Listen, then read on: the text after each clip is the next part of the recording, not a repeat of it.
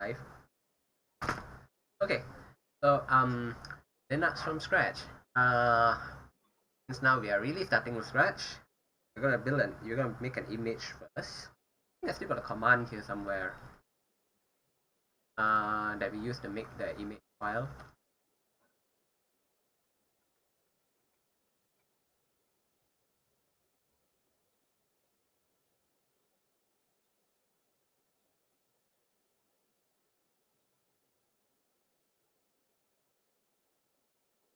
No, that was not.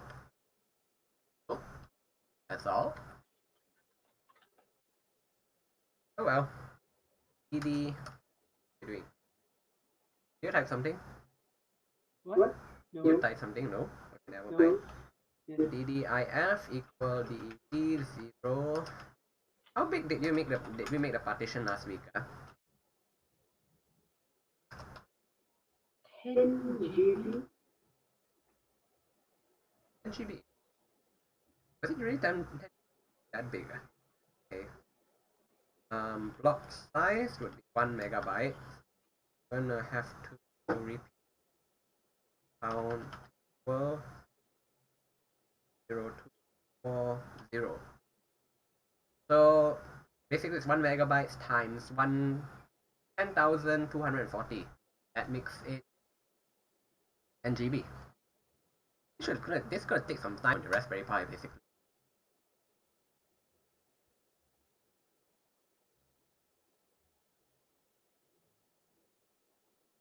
I should have made a sparse file.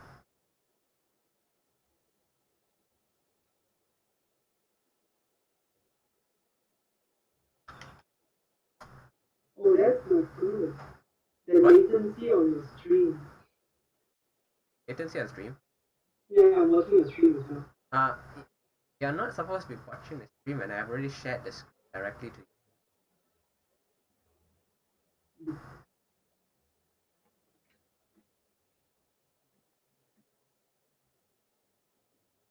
Yeah, but if you're watching on YouTube, YouTube is delayed by, if I'm not mistaken, about 30 seconds.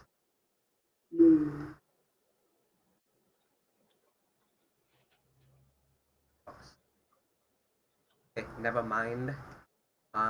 This is gonna really take too long, so let's make a sparse file. What's a sparse file, right? I already explained that.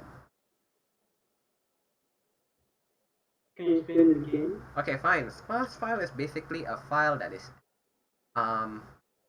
it's like a, what's the word, empty image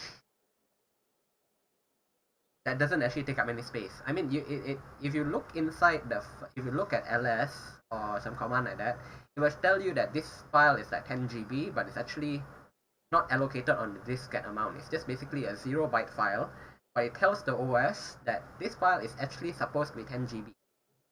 So just allocate that amount there. Okay. But it's going to be actually an empty file. So what we're going to do is the same thing. if So basically from, it's going to make a 0 file. Dev0 is basically a virtual file in Linux that's literally just zeros. Same thing, OF is lfs.mg, block size of 1, and a count of 0 equal 10G.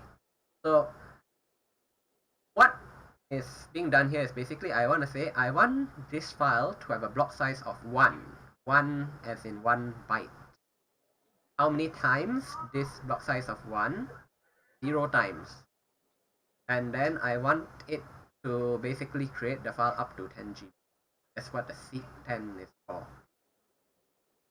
Okay. Done. Way faster than doing and then putting in zeros. Now you see here ls minus h, oops, lh. There you can see it's a 10 GB here. Although it's not really 10 GB. Okay, and okay, now that we have a 10 GB file, empty file, the next thing we need to do is to format it. as an ext4 partition so that we can actually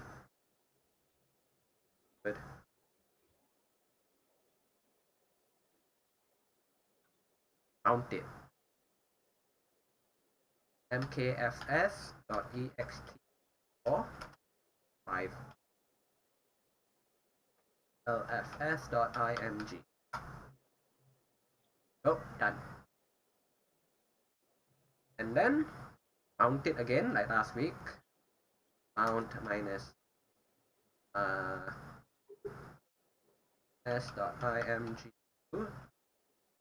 slash lfs. Oh yes.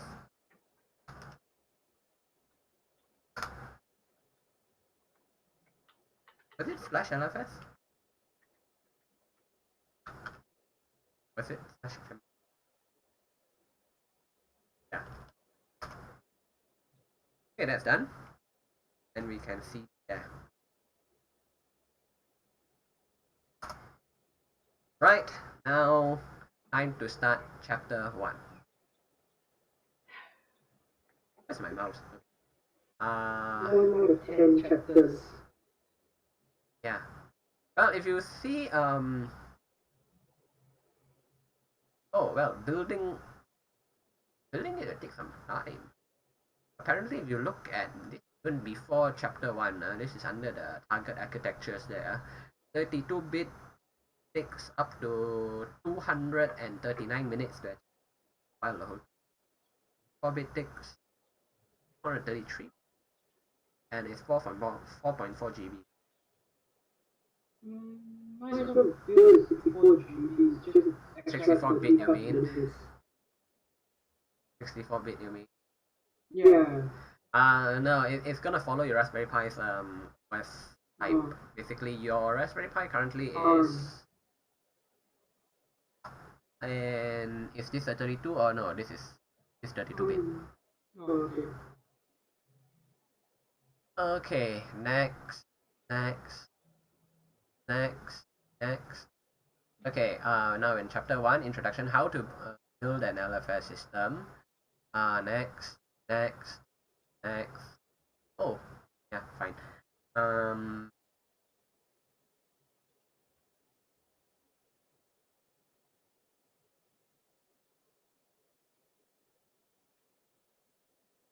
Preparing for the build.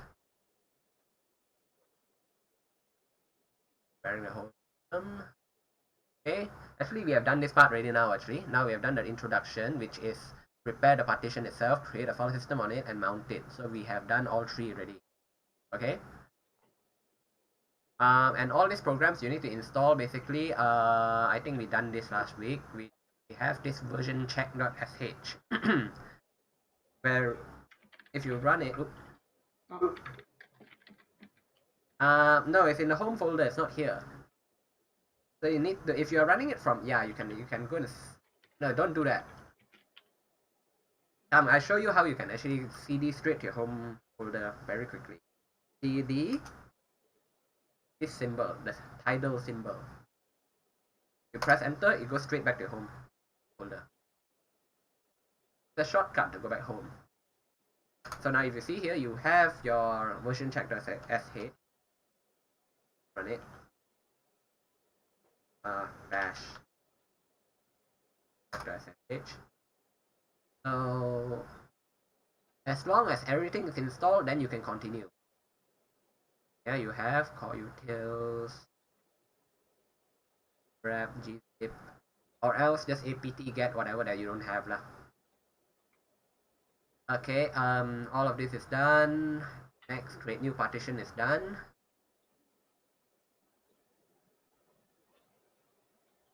Okay, and now we need to actually create the LFS variable, which is gonna be used for all the stuff we're gonna be copy and paste inside. So we make sure that this variable corresponds to the actual place you have it mounted. So here, so you can expect. Next, mounting new partition. We have already mounted that with the mount command just now. If you are following me, I'm actually at the 2.7 now actually, chapter 2.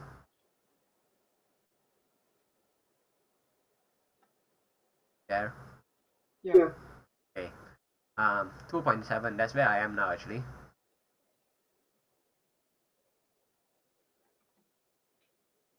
Okay, we don't have to bother with all the other down there because we are gonna do a very basic build, which is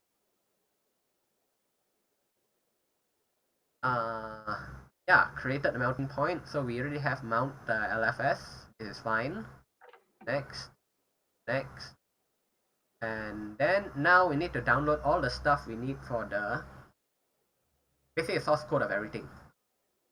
So first we go to the run this. Oops. Yeah. WG. So this list is basically in 3.1. Yeah, I've jumped to 3.1 already. Okay. Not that far of a jump. After 2.7, 3.1. Yeah. Oh, actually, you really have the file here. That's why it's called wget list 1.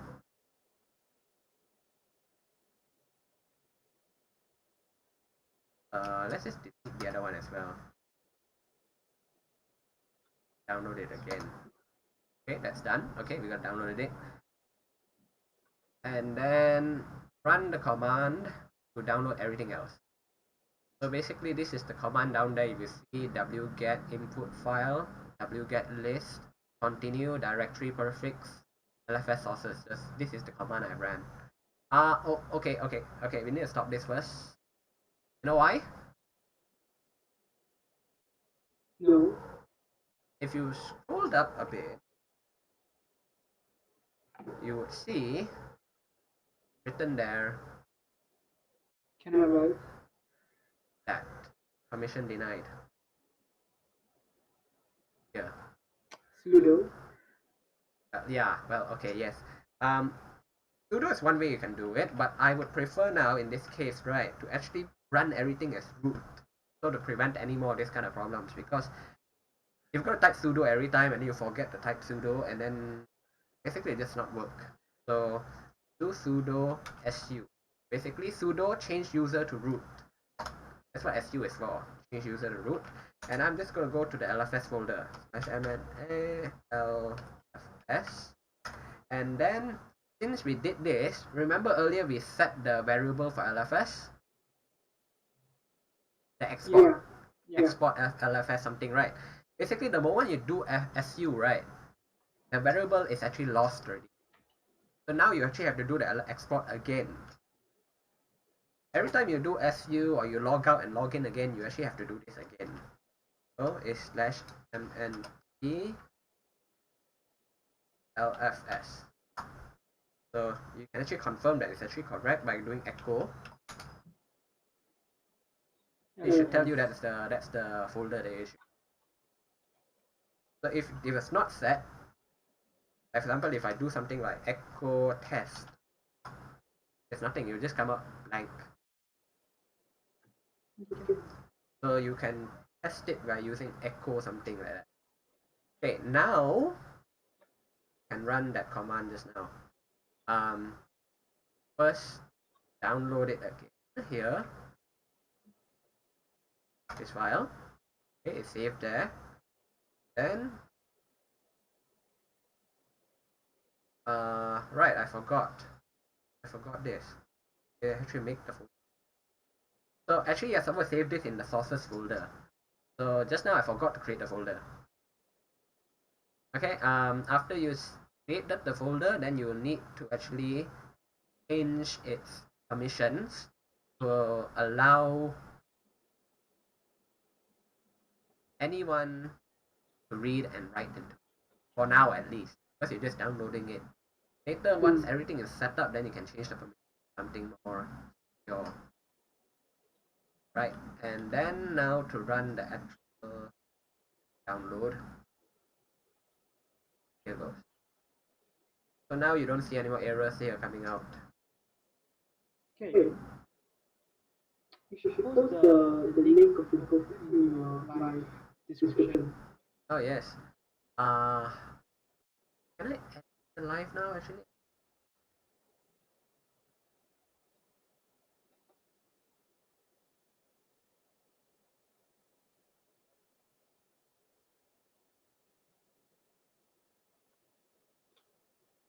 Okay, it should be in the description now if you refresh the page. It's not updated live, so you refresh it, I guess. Yeah, it's there. Okay.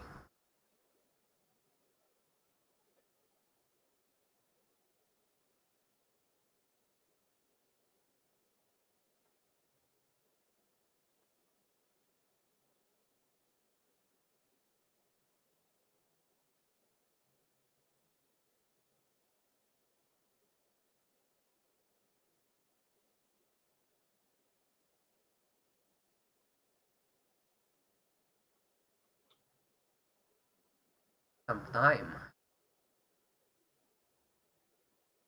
This did take some time last time. Hmm.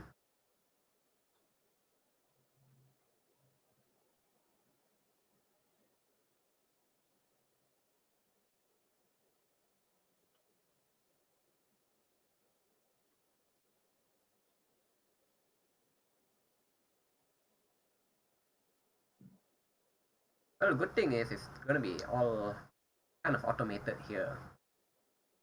So you don't have to download them one by one.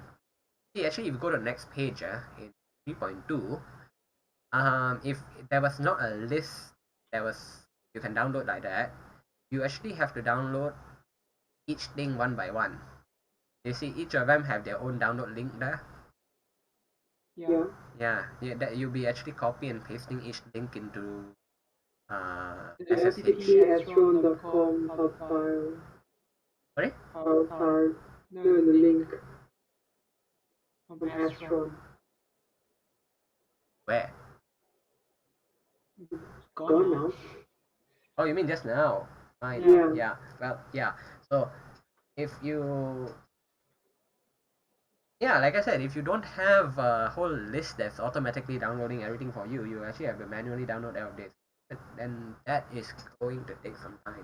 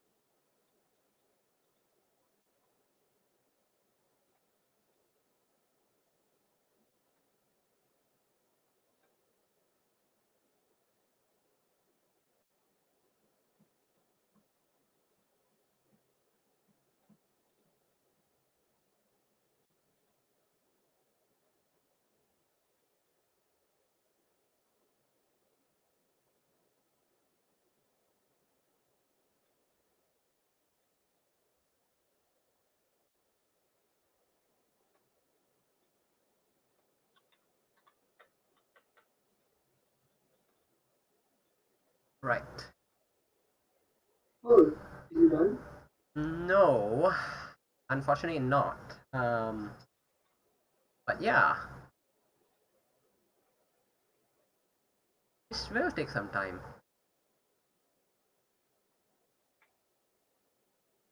Where are we now, anyways? How are we? Oh, we're the patches now, so it's fine. It's gonna be not that long. So basically, what are we downloading? You have any idea? Uh,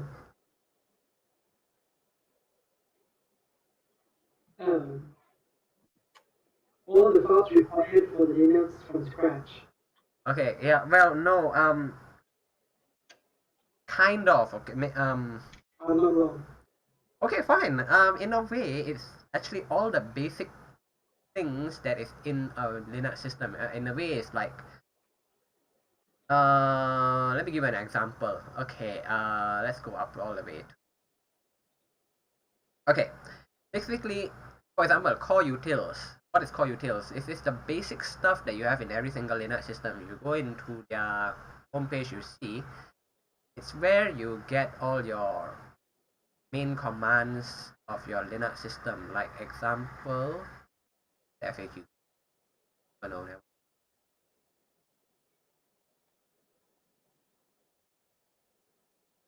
Okay, never mind. Let's go for utils. Let's go example for bash.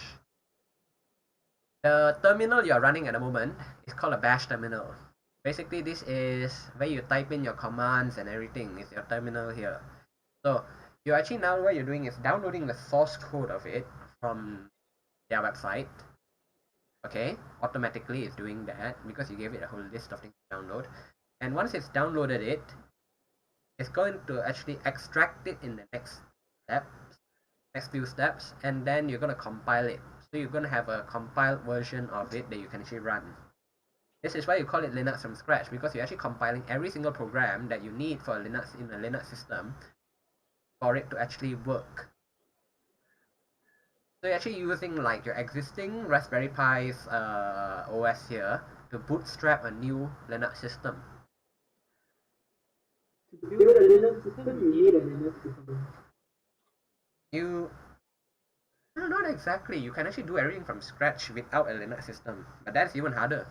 Because how are you going to create everything? You will need to start from somewhere. Basically, you need somewhere to work with to start creating a system with. You can do it from Windows even. Anything that can give you access into a workspace. Literally what you need is a workspace to start with. So if you, let's say you don't have a Linux system to begin with, well, of course you can still somehow figure out a way to compile stuff. That's why you see, you need somewhere to compile it with. Or you can just code everything from scratch in assembly. That would work too. We should do that one day. I don't know assembly. I mean, I know assembly, but it was not even for the x86 platform, so that ain't gonna help.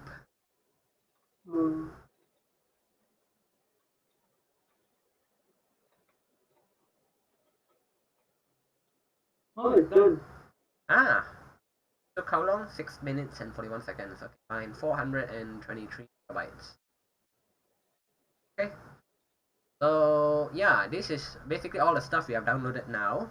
You can see from my stream there. Oh, yeah. So we download all of this and also all the patches from this page. So it's automatically downloaded already. So next. So we have done with that downloading part. The next we are going to actually start creating the partition, no, sorry, not partition, the directory structure of a Linux system.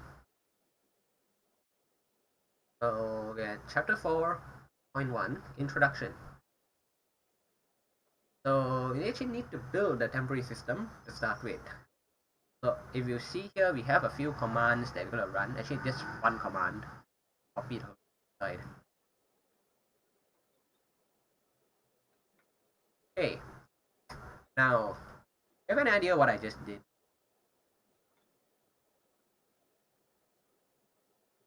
No? make a directory. Not a directory, it's actually multiple directories. One for bin, etc, lib, sbin, user, and var. Okay, question for you then. What does each of these what's the purpose of each of these folders then? To make bin. What? Yeah. What? Yeah. Okay, fine. Bin is basically it stands for binary. It's where all your okay, not compile. It can be anything that is supposed to be runnable. Basically, your programs, the executable files of it, all goes into the bin folder. So, for example, if let's say you're running a program, you're running bash, for example, you type bash here. Example. What actually happens is, if you see which bash, it's running from here, bin bash, because bin is the folder for all your executable files. Anything that can run, or in proper words, execute, goes into the bin folder. So anything executable, bin. Yeah. There is, of course, in the more modern Linux systems, there are user bin and everything like that. Basically, user bin is more like for user created files. Then you put in user bin. Bin on its own is more like for system files. But other than that, where you put it is the same. It works the same way. Okay? Now the next one, etc. What is etc? Well, yes, it does stand for etc. But it's mainly in what is used here is for configuration files. So anything you need to configure, need to edit a configuration file is stored in etc. Okay. The lib folder. Configuration, etc, executable, bin. Yeah. Okay, what is lib then? Library. Yeah, okay, fine. You know in Windows you have DLL files, DLL files. Yeah. Yeah. In Linux you have something similar, but those are .so files. What happened to the... What? Oh, okay. My screen went black. For the Raspberry Pi. Ah. So don't worry about it. I'm still connected, so you're fine. Yeah, I can still type. Okay, yeah, lib is basically where all of those shared libraries, it's actually called shared libraries lah, are all stored. So that's why it's called lib, library. Okay? Still there, right? Hello? Oh, guess not.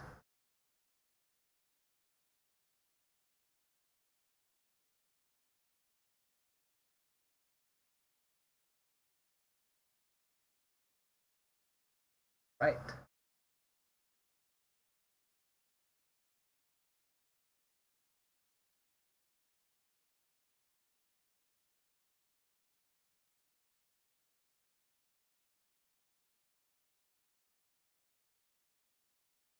Okay, fine. Well, you can still follow my stream, right?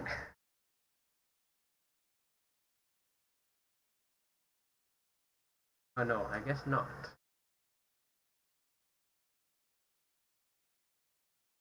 Ah, okay, fine.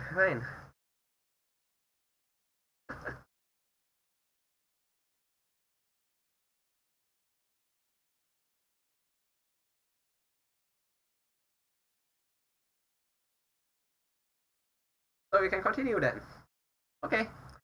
Where was I? Right, I was talking about lib. So what's the purpose of lib is basically for shared libraries. In Windows you call them DIL files, in Linux the SO files, they're all in the lib folder. So if you see in lib folder here, in the actual system, you can see all the .so files are here. Example, the LD Linux or SO3. So yeah, it's basically where all the shared libraries are used, are stored. Now, next question is going to be, what is the shared library? So let's say you created something that is going to be used by multiple programs, not just one program. So what you're gonna do is you do not want each program to like store its own set of that library. So what you do is you actually create a shared library where different programs, as long as they're compiled from the same library, can share this library. So it's like you make your program small because you do not have to embed everything into a single file. Right? Okay. Now, next thing here is you have another folder called sbin. What is that? Well, it's literally empty now. Yeah, of course it's empty. But let's look at the main system. So, think of sbin as another bin folder. It's literally for, yeah, I said bin was for system, actually yes, both of these are mainly for system, but there is a slight difference. Actually, sbin is also for binary files, another compile executable files. Just that these are the real system files that is used for the system commands, like for example, system check, and then you have mount. Yeah, basically the commands that are needed for a command system to boot.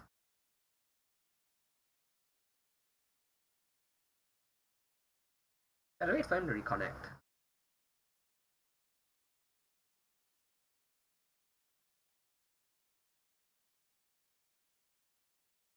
What else do we have?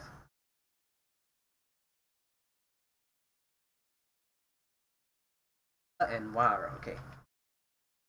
-usr thing.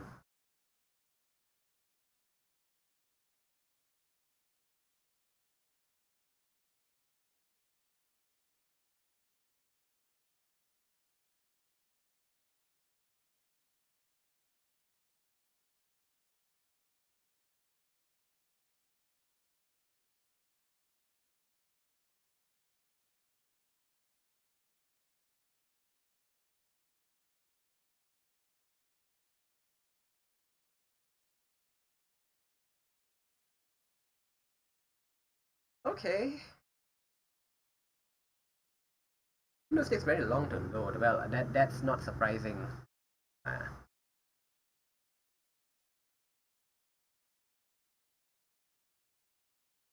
So fine. Never mind. You wait for Windows to load. I'm gonna continue here. Where was I? Talk about var or was it? What is user? So user, you will find nearly the same folders as the root folder. You have the bin folder. You have the. Okay, this is not in.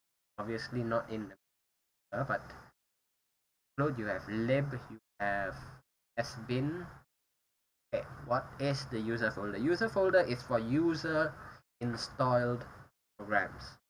So it's like a copy of the root folder, but for user installed programs. So literally, if you mess up the user folder, it's not going to destroy the whole operating system because it's a separate place for it to live. So that's why we have a user folder. So you have actually like user bin. So if you install something, you put the executable into user bin. That's where it will live, or yeah, to run it. And lastly, we have ls var. What is the var folder? So var folder is actually called variable to be exact, but it's the main purpose of it most of the time is for things that changes regularly. For example, log files. So if let's say you go to ls var log, you see mostly it's all log files here, and then another one is var spool. Here is basically where you store things that are temporary files for spooling. The word spool here stands for it's like a cache for, let's say you want to print something with a printer. Yeah, you spool it first. You spool the printer before you So that's where you store everything in there. RSpool. So yeah, that's the directory structure for Linux basically. Okay, now back here. So what we have done just now in the previous page here, if you run this command here, is literally to create those folders. Okay, and then one more thing here is this part here, case uname minus m. What actually is doing, if you see, run it, so you can actually see what it's actually doing. Okay, v71. So what it's doing is checking if it is actually a 64-bit system. x86 64 means it's supposed to be for Intel 64 or AMD 64 system. If it is, then it will create another folder called lib64. What's the purpose of lib64? It's actually the same as the lib folder, but it's for libraries which are 64-bit. So at the moment, we are running on a system that's 32-bit. So we do not have that folder. If you see here, we have bin etc lib lost found sbin sources user var, but we do not have a lib64 because we are not on a 64-bit system.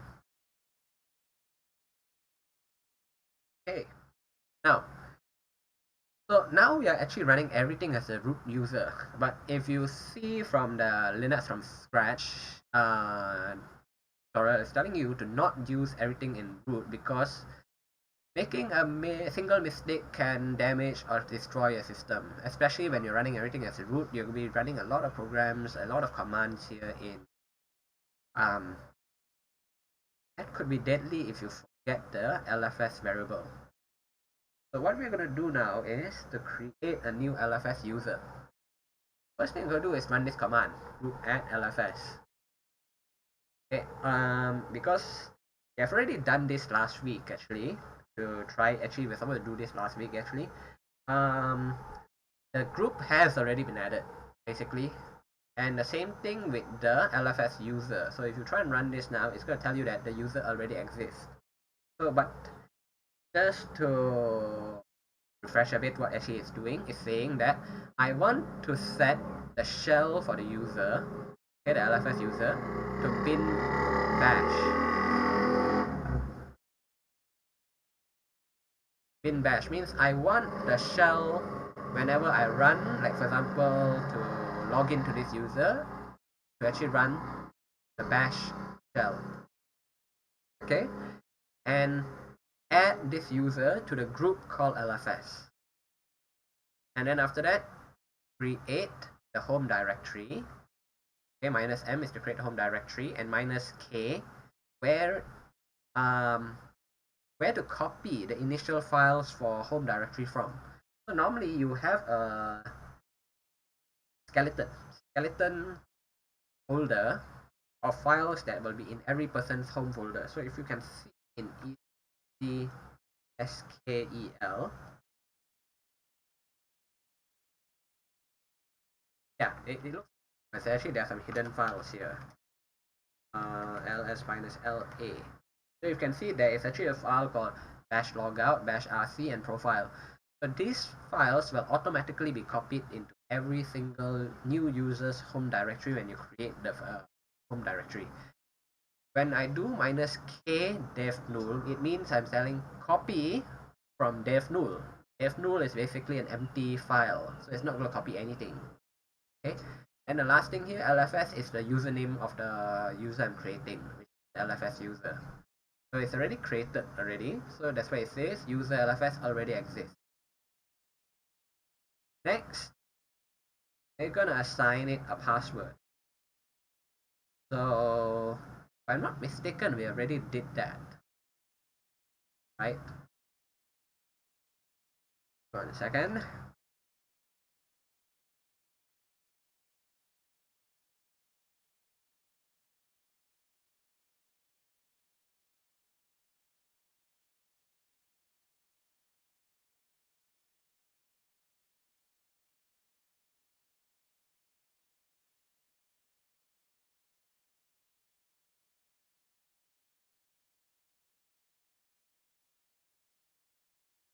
Okay, never mind. I'm gonna set a password first then.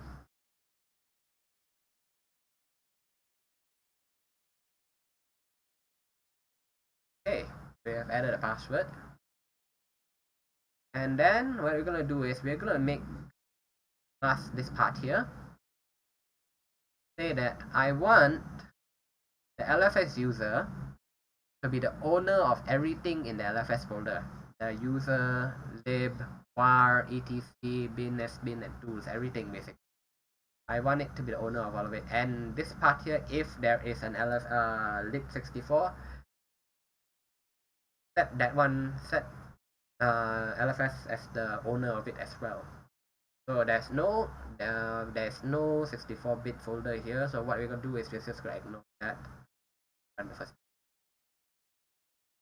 So if you can see what it says here, changed ownership of the folder user here from root to LFS.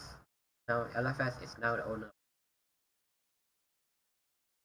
Although if you do not want to do this, there's also one more way, which is to run own change ownership. Okay, minus v is basically to be verbose, so it shows each line here out. If you didn't put minus v, it will still run. Only thing you won't be able to see each line of it. So minus v, the variable lfs, and I'm going to put also one more, which is minus r, which means recursive. What does recursive means is everything in that folder, even whatever that is a subfolder, I want to also run this command with it. So if you see, oops, R.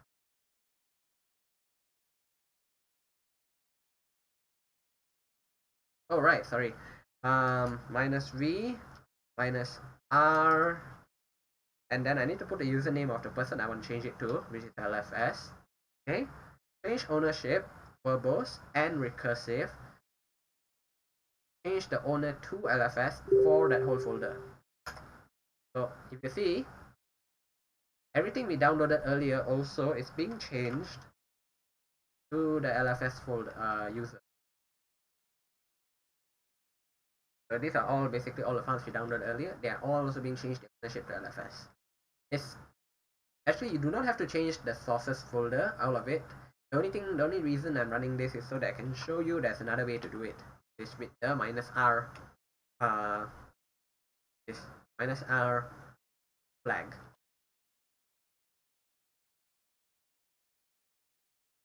Right.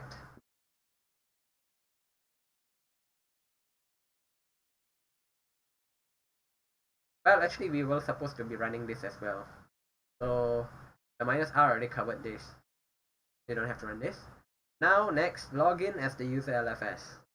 So just copy this and right.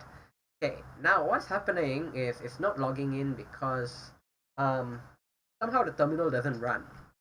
So in order to work that, yeah, actually it's something to do with the profile settings, and I'm gonna ignore that for now. So what we're gonna do is sudo minus u lfs, and we're gonna run the bash command. Since it is supposed to be running a bash command by default, bash in. Okay, so we are done with this part here. Adding the LFS user, we're gonna go next to set up the environment. So yeah, let's just copy this inside here first. Oops. What?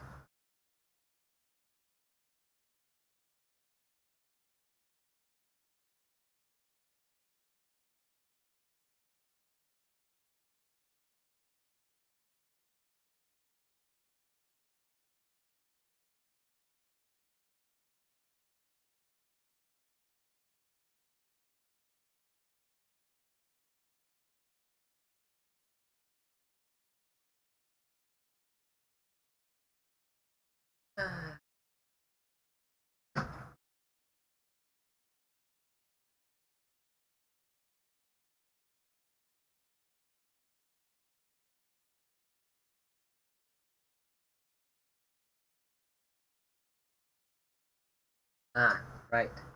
So it's still loading. Use the Raspberry Pi as your main computer now then.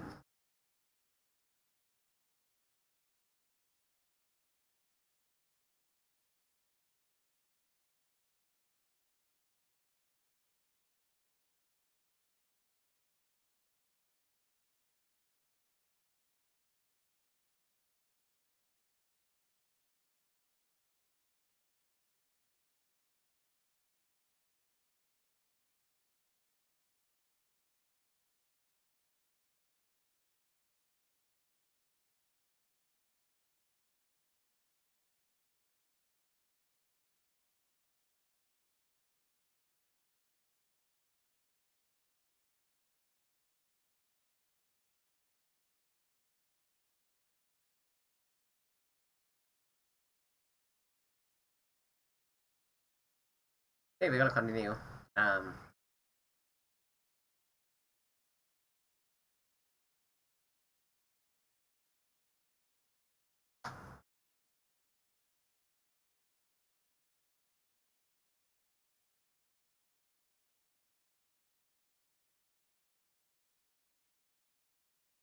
Okay, let me just paste all of this inside first. Right. Now, what is actually happening here?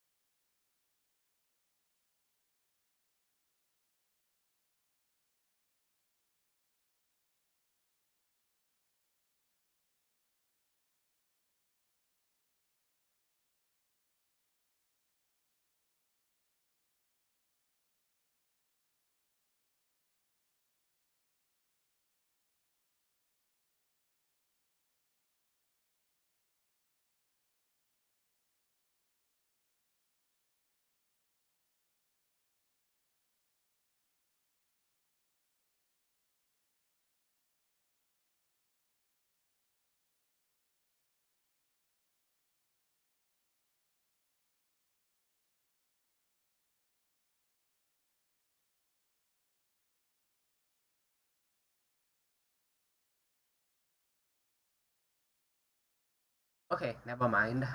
Sorry about that. Ah, we're back. No.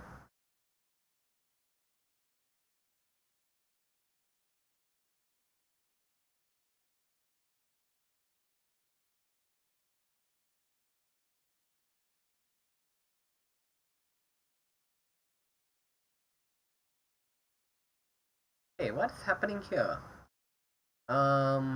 Actually setting.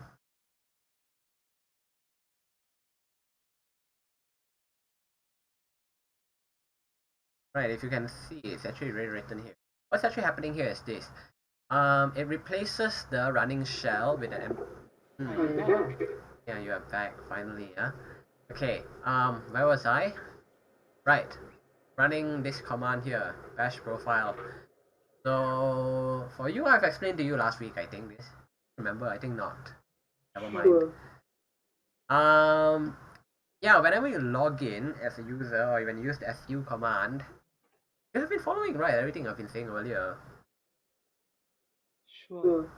Yes or no? There are only two answers to that question.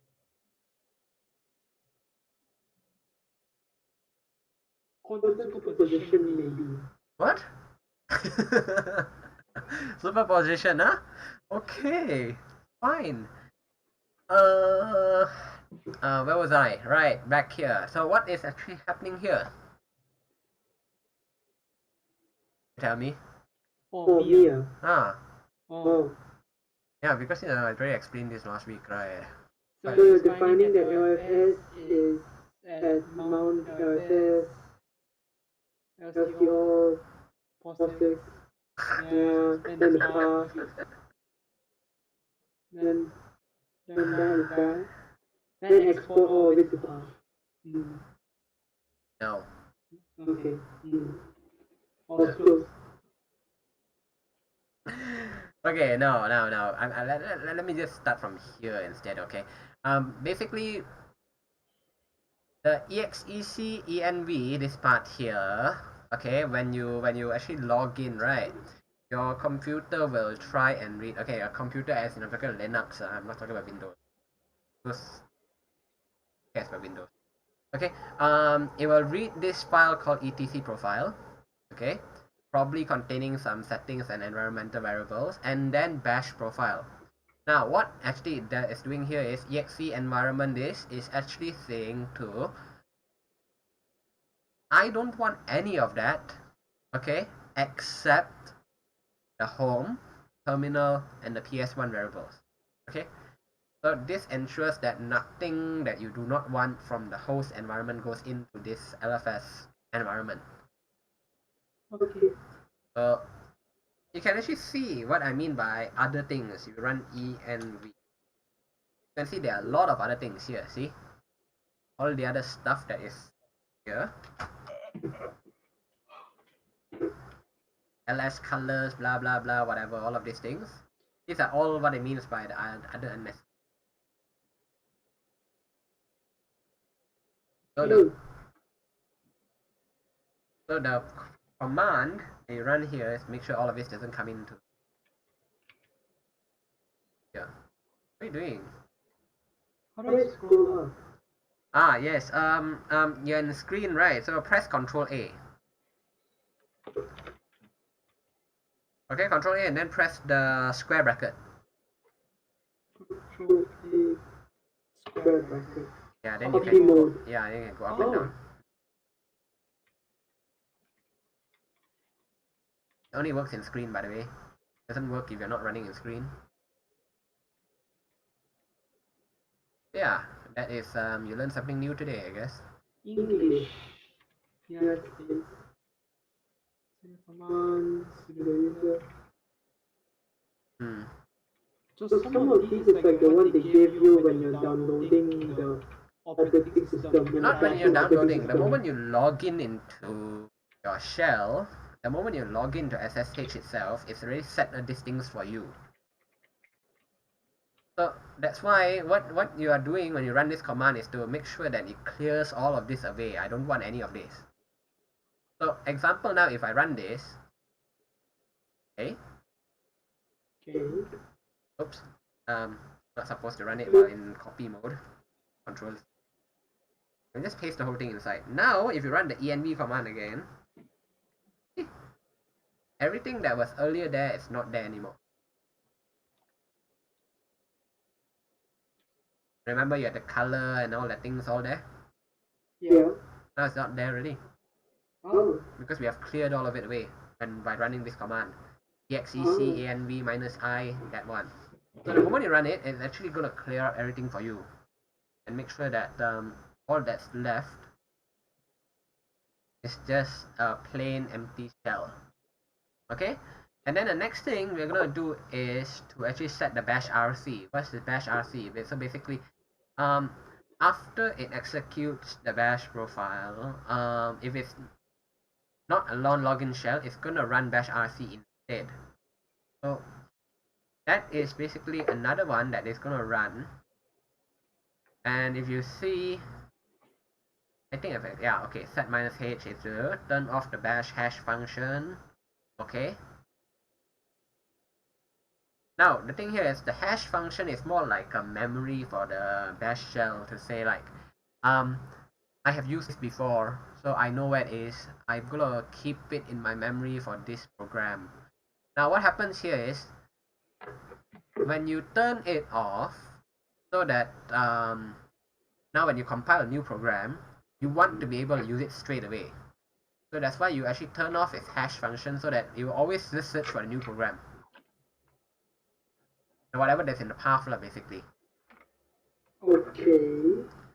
And next one, UMass22. UMass 022 is basically, like I mentioned earlier last week, is, remember the chmod command? Yeah.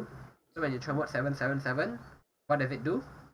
It's the read write thing. Yeah, okay, so basically, just a quick one is to say 777 means anyone in the system can read and write that certain file. So the 3 sevens is actually, the first 7 is for root, no, sorry, not root, the owner of the file. The second one is for the group, that the group where all of the users have belong in, and the last one is for everyone in the system, everyone else basically.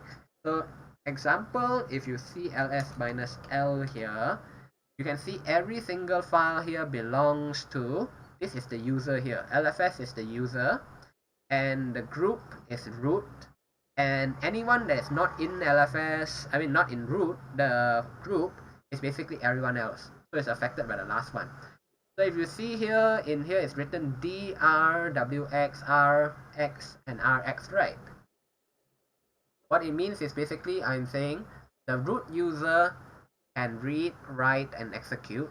Execute means to run the program or to go into the folder. R and X means can run and also read, and R and X is the same thing. When you do umask, umask is the opposite of the chmod command. Means imagine it as a 777 minus the. So it invokes the read write. Yeah. So in a way, okay, okay. Example, umask 022. I need to put a file name. Yeah.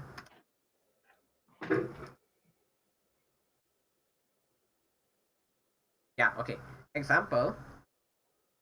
Let's use umask bin. Oops. Display or set file.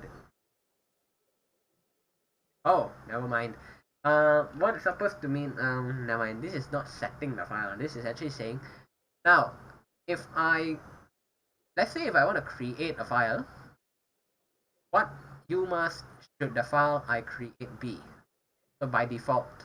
So for example, if I set my umask to, okay, if I want to see it, I can just type umask. It will tell me it's 022 at the moment.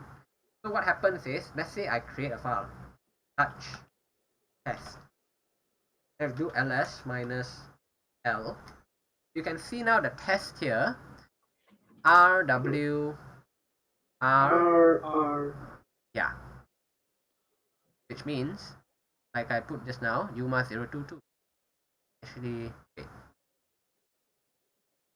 it should be 7. Hold on a second, double check. Mask.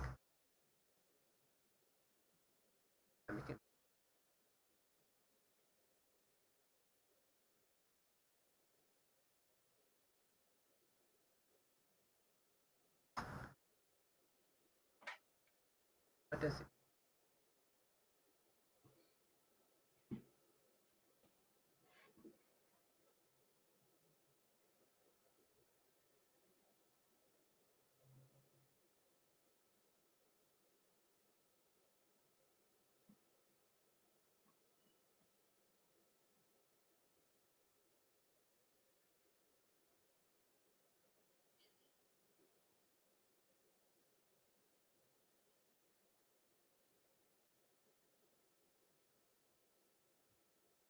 Weird. Never mind, I'll come back to the umask later. Okay, never mind. Umask is basically to say that whenever I create a file, I want to make sure that it's 755. So 022 is because 777 minus 022 is actually 755. The whole purpose of it is so that I want any single file that I create should be readable, writable, and executable by myself, but anyone else should only be able to read and execute, not write to it. Okay. Okay. Okay, next thing is LFS equal MNT. LFS, that's basically to set the LFS variable, and then LCL postfix is to actually set this. This is what you call the locale, the postfix version of it. Let's ignore that for now. Just leave it. Okay. The rest you can just, yeah. Okay. Now we're gonna run this source bash profile, so that basically whatever the bash profile we just created, we want to actually have it in our variable. We want to use it now already. So we source it. So basically sourcing is basically like I'm telling the bash now to read this, pause it, and use whatever inside there as my new variables. Yeah.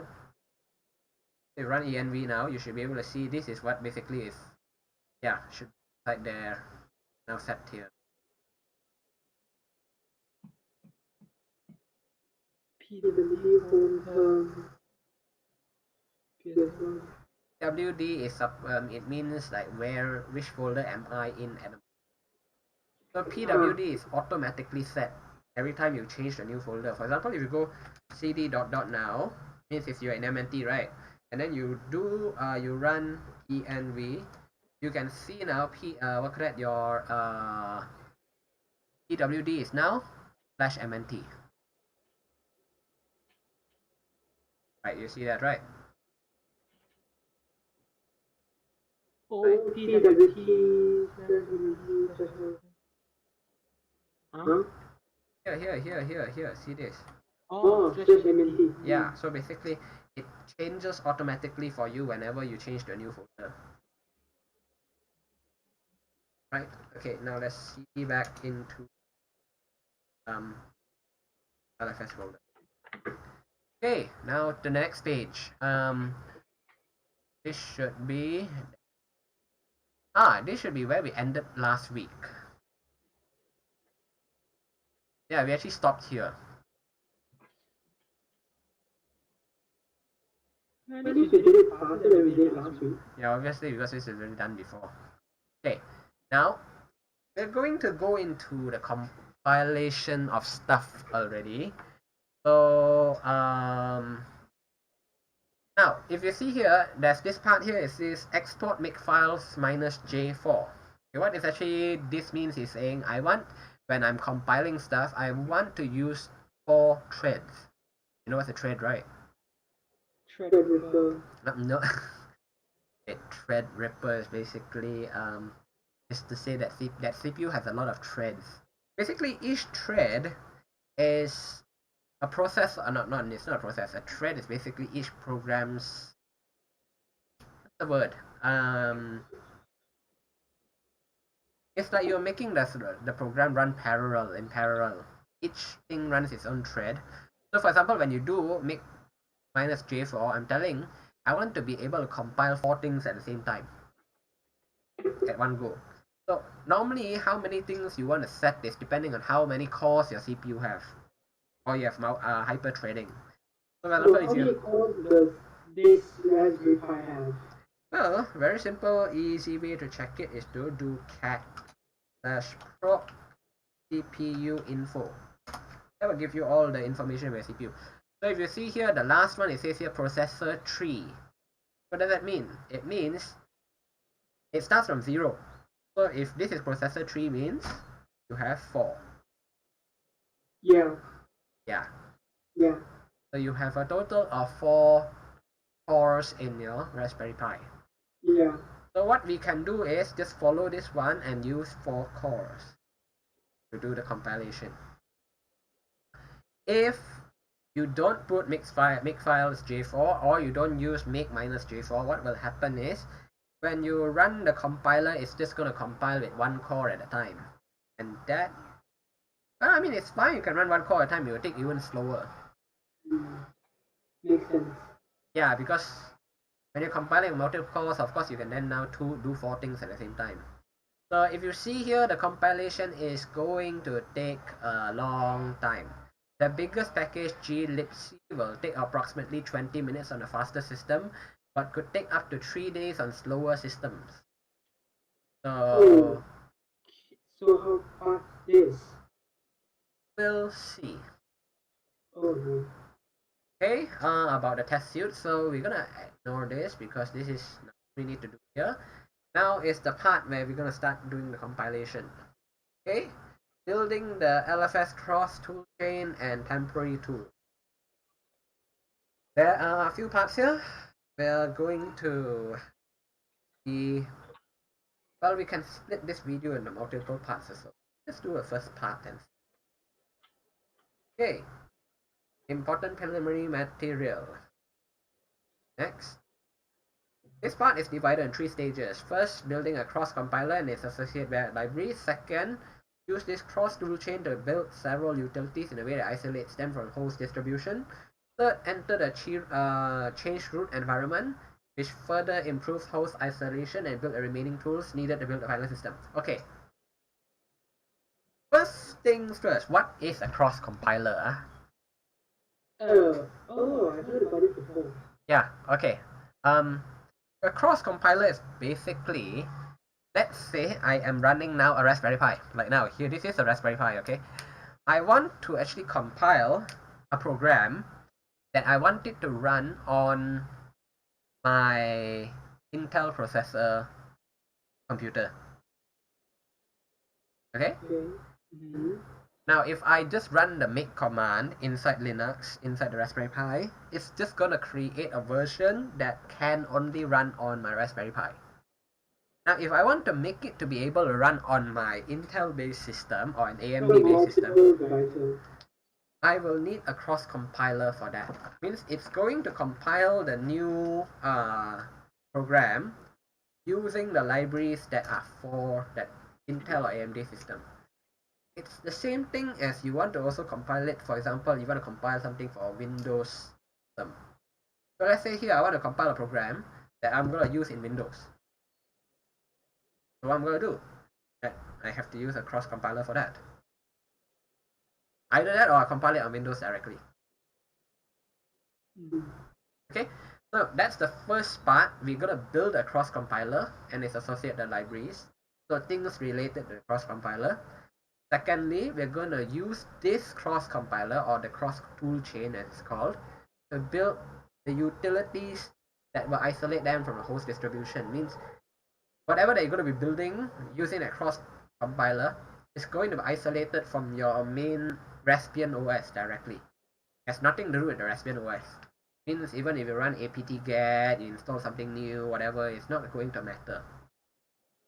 And thirdly, we're going to enter into a change root environment or chroot. So what will happen in a chroot is basically it's like a virtualized system. It's not virtualized, like it's a container basically. So that will isolate it from the host completely. Not completely. There are ways you can break out of it, but you can isolate it so that whatever programs you have in the main system should not affect whatever is in it. Okay. So yeah, the next page about cross compilation. Build host target. Now it's all about the compiling. Kind of. There's gonna be a lot of things that not sure if I want to explain everything here.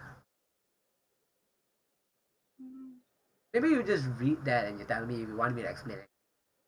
Yeah, that'd be better. Because I am actually quite tired of talking so much. The stream is going to go quiet. Huh? The stream is going to go quiet.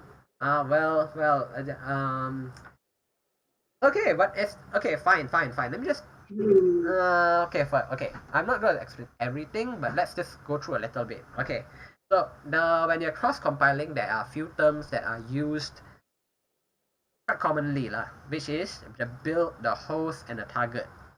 Okay, so what is build? Build is the machine where we build the programs.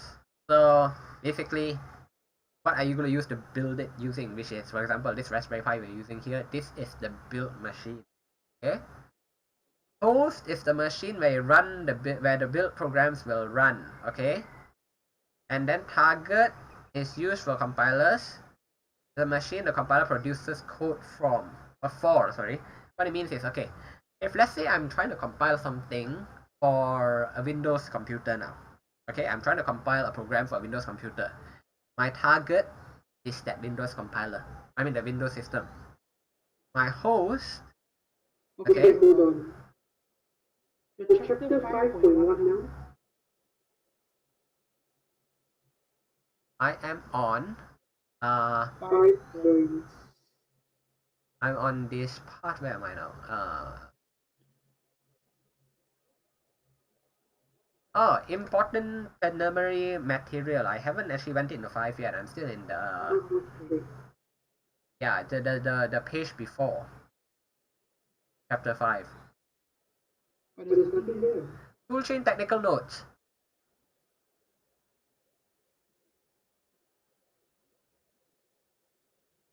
Can see it from my stream, I think. Able to see it? Find it? No?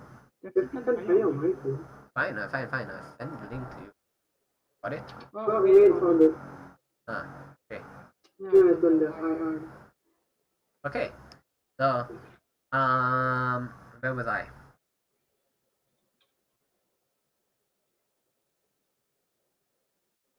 Okay, fine. If you see the table down here, it's actually giving you quite a good understanding what you try, how it actually works, basically. Okay, build cross compiler CC1 using CCA on machine A. So basically, I am actually building the cross compiler using CC is the program is the what that C compiler, by the way, CC Okay. or Canadian Cross. Okay, we may have a compiler on a slow machine only, that's called the machine A, and the compiler CCA. We may have a fast computer, machine B, with no compiler. And we may want to produce code for another slow machine C. To build a compiler for machine C, we have 3 stages. So the first stage is, we're going to use A, okay, which is the build and the host is now A. I want to build a compiler for computer B. Okay, remember that computer A is the one that we have everything, all the programs, the compiler, everything. Okay, it's a slow machine. So let's say I want to build a whole Linux machine, but I don't want to use A because A is very slow. So what we're going to do is we're going to use A to build a compiler that is for computer B. Okay, after A has built the compiler for compiler B, So then there's we go. build A and function B. Yes, the A is where the build came from.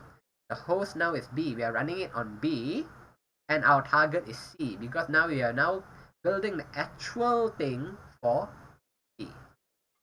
Okay, and then we go to the third stage, which now we are now doing like if we're using now B to build everything else for C. Okay. And then we can have stage 4, which now we already have a system on C, so everything can run on C directly. We do not need a cross compiler anymore.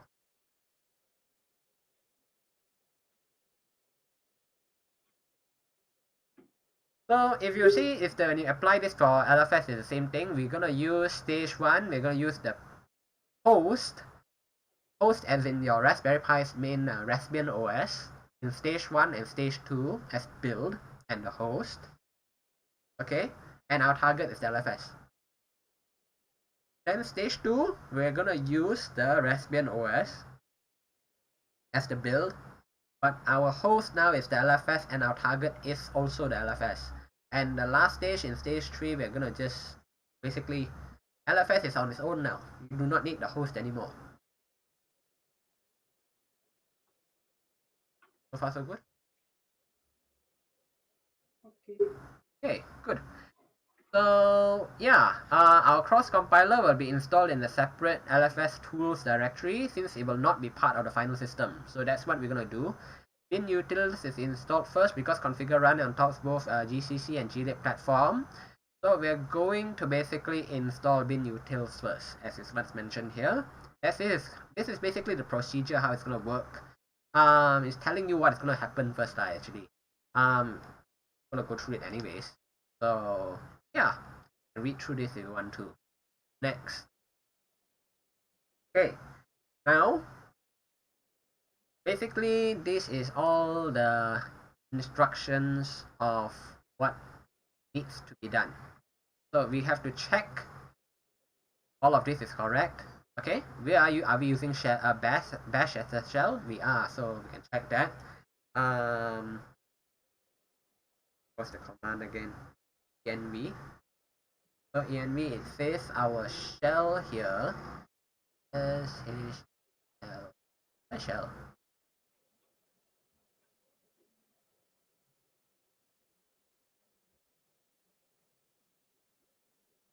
Oh, never mind. We are running in shell. I mean, we are running in bash. That's what I know. Okay. Which sh? So now we see sh is here.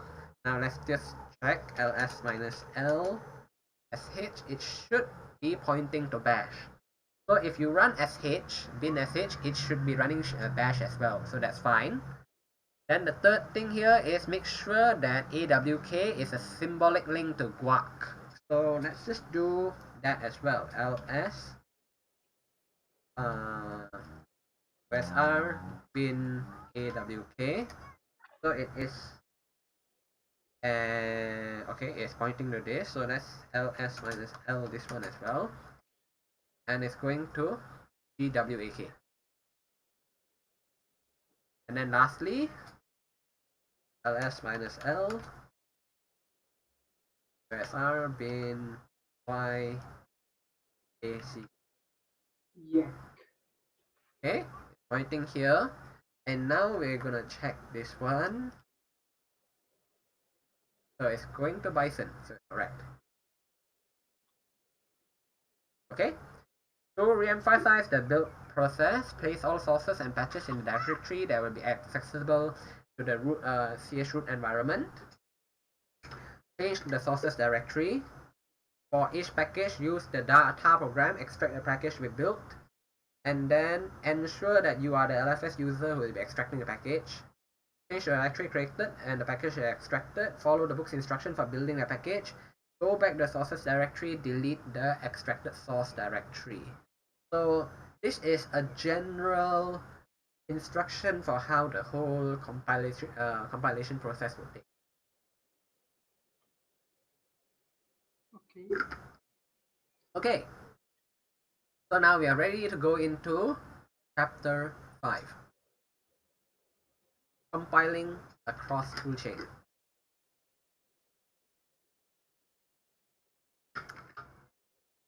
Okay. Next. This chapter shows how to build a cross-compiler and its associated tools. Although here cross compilation is faked, because we are building it for the same computer, I mean the same architecture, which is the Raspberry Pi itself, so it's not really a cross compilation. Real cross compilation is when you're compiling for, like I said earlier, when you're compiling from a Raspberry Pi to an Intel system or the other way around. But the principles apply for real cross compilation. Okay? The programs compiled in this chapter will be installed under LFS tools directory. To keep them separate from the files installed in following chapters, the libraries on the other hand are installed in their final place since they pertain to the system you want to build. So what it means is the binaries, remember earlier I said the binaries are supposed to be stored in the bin folder? Yeah. So for this case, because we are only using the this cross compiler just to build the initial system, we are going to save this in tools. Okay, because these are not the real files that are going to be in the real system. But the libraries are still going to go into the lib folder. Okay, so shall we start? Yes, we shall. Approximately time. Okay. Yeah. So what? Why?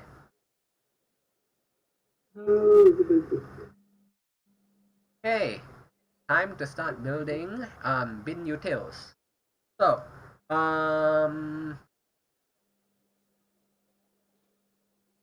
well, basically, bin utils is going to be the most important one that we're going to start with. That's why we need to start with this. So first thing we need to do is to create a folder called build.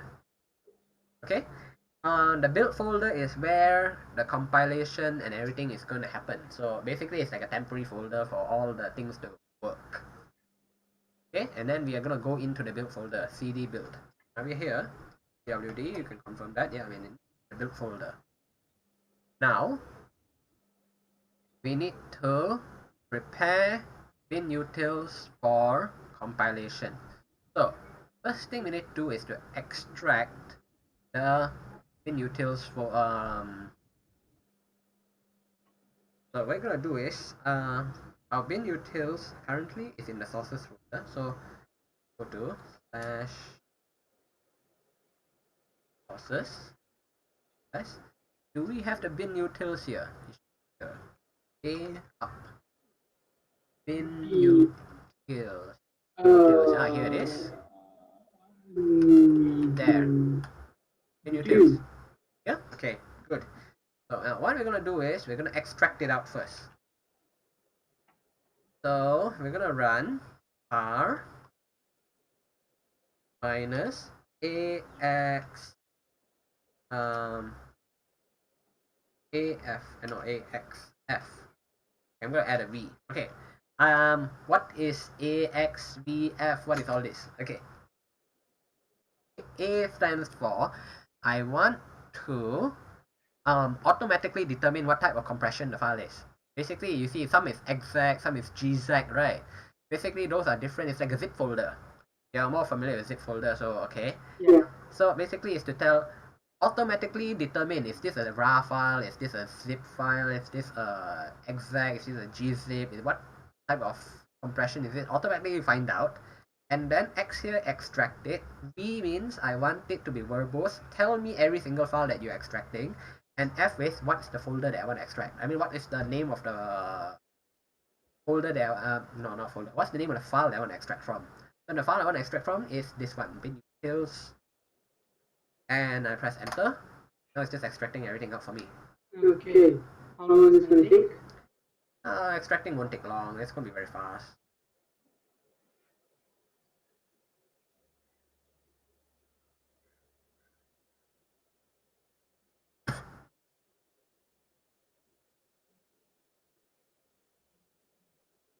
Not as long as the compilation time. That's for sure. Yeah, I may as well launch my rocket now.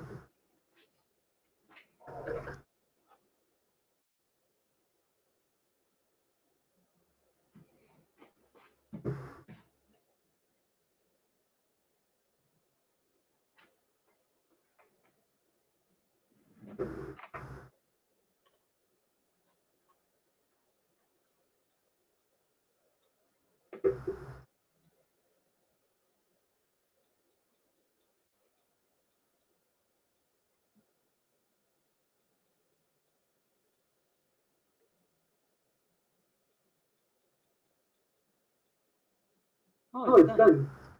Yeah, that's why I say this is not gonna take as long as hold. Okay. Now I just realized that actually I've created the build folder in the wrong place. The build folder should be in here. Oh. Make the folder. Okay, fine. Now C into build. Oh no, actually.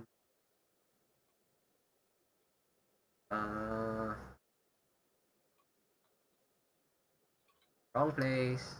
cd bin-utils. Folder. Utils. There we go. ls. We have everything here. Okay. Then mkdir build. The build folder actually should be in the source directory of whatever you're compiling. And cd build. Okay, now we want to see actually how long this whole process will take, compiling all of this. So if you see down here under note, right, in order for the SBU values listed in the rest of the book to be any use, so you can actually estimate how long everything is going to take to build everything, it's best to wrap the commands in a time command. So it gives you an example there of the time command there. So what I'm going to do is I'm going to prepare the command in Notepad first. And then that way we can just paste the whole thing inside. So we can actually and make all. So literally what I'm doing now is basically I'm going to just go run this whole thing. You see here? But it's just wrapped in a time lah. You see time, and then after that curly braces, configure, blah blah blah. It's actually exactly the same as whatever is down here. Okay, whatever is down here, I'm just running that, but then I'm putting in a time command so that I can see how long this whole thing will take. And okay, let's run it.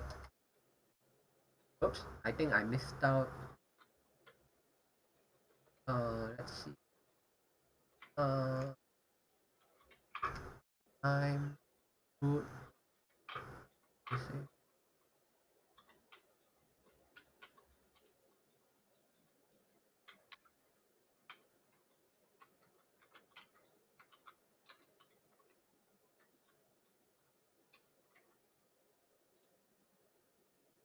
What did I miss? Bits.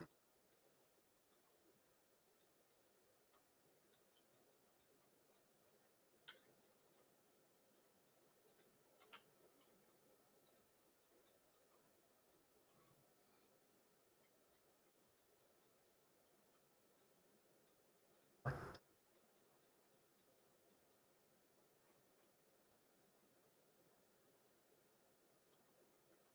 I missed out some.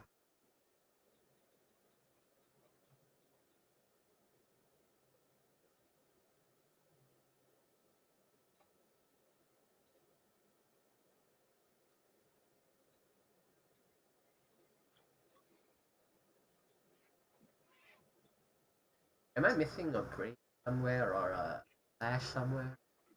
Doesn't look like it. View time configure.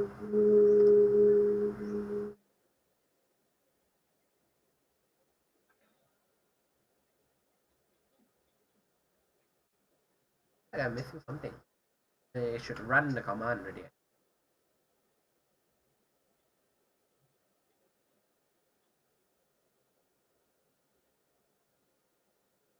Oh, okay.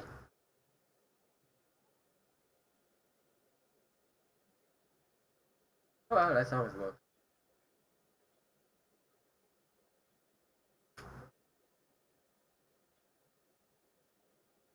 So yeah, let's find out how long this whole thing will take.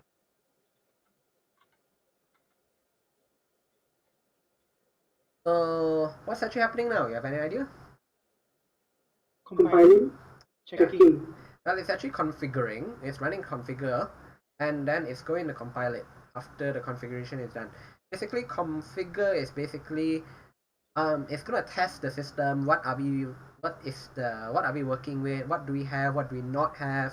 Make sure everything is in order, for this to work. So if you see down there, it's basically written a few things that it's actually doing there. Meaning of the configure options, if you see. Okay, prefix LFS tools.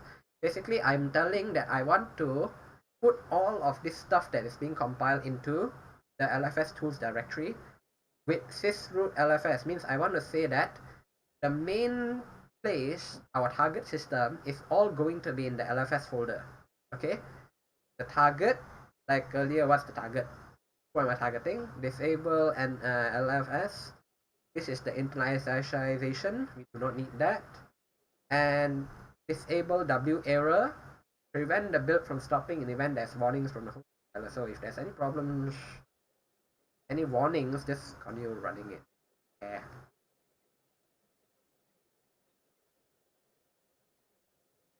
So yes, this will take some time.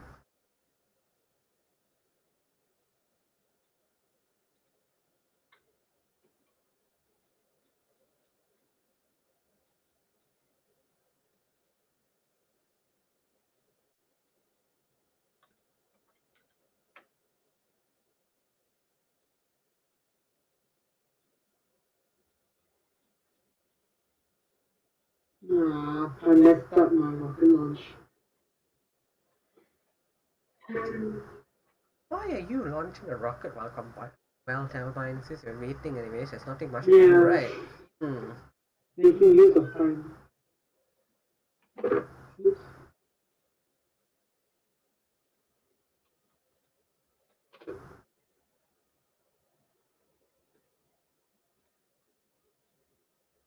These new engines are very fun to use. So powerful.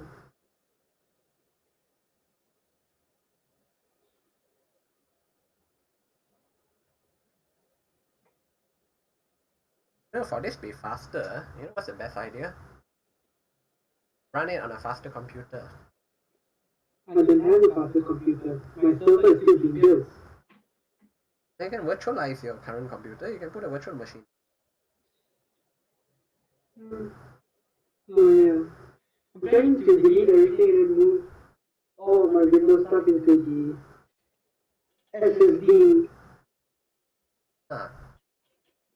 Then what happened to VFIO? That one I don't know. So you don't really need VFIO if you're gonna build your own server array, right? Yeah. So what's the status with the server then? So I do not know how it's going to work. Because now I'm talking about the mining graphic card, it won't work with the newer graphic cards. No. Like I said, if are you planning to really put both graphics card in there? Yeah.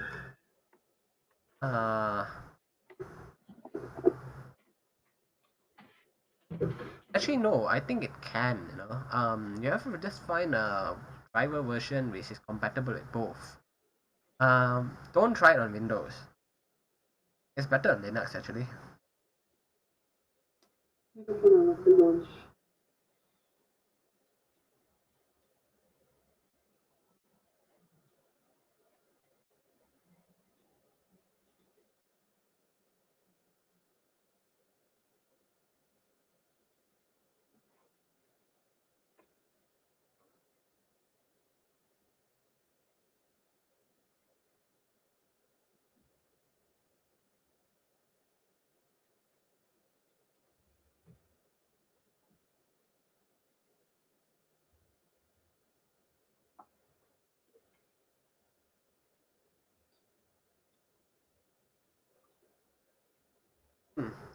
Gonna take some time.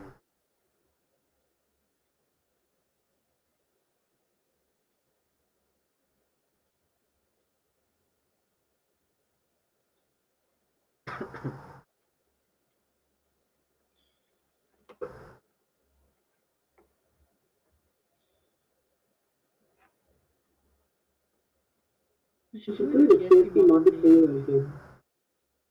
Yeah, with a better KSP multiplayer plugin rather than Yeah.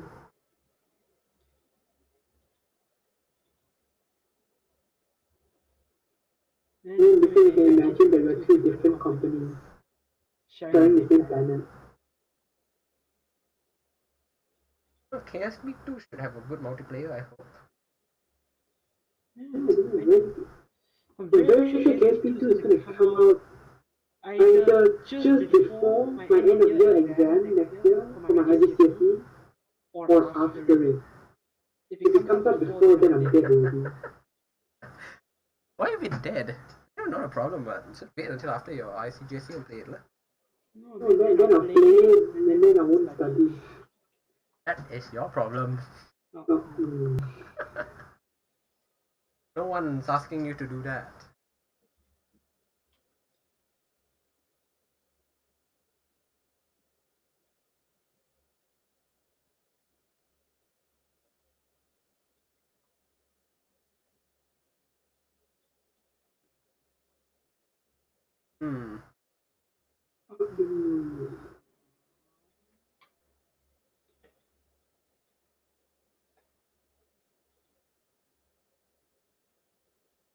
Oh, this is really taking a long time, even for one thing. I got a feeling that to compile this whole thing is really gonna take weeks on your Raspberry Pi. Weeks? No, not this. The bin utils might take an hour or two, but I'm talking about the whole Linux from scratch, everything. That could really take weeks. Because this one itself is taking such a long time already.